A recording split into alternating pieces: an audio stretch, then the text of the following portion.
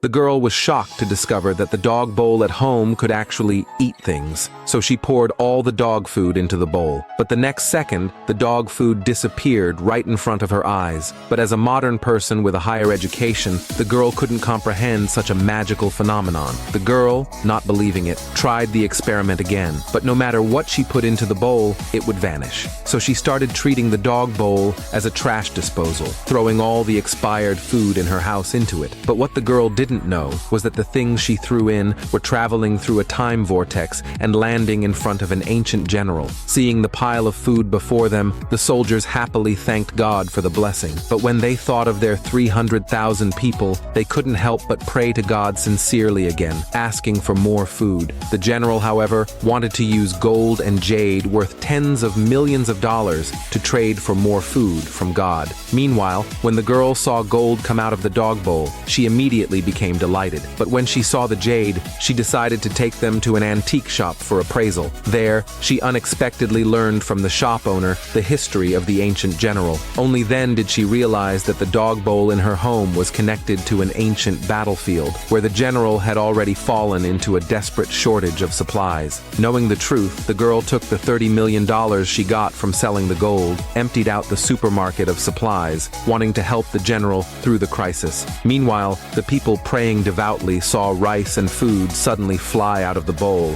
and knelt even more reverently before it, thanking God for the blessing. Just then, a voice suddenly came from the bowl. The general thought God was about to deliver instructions, so he leaned in to listen, but he heard information about himself. This made the general even more convinced that God was on the other side of the bowl, so he immediately ordered his men to take the people away so he could listen to God's instructions alone. Meanwhile, the girl heard the voice coming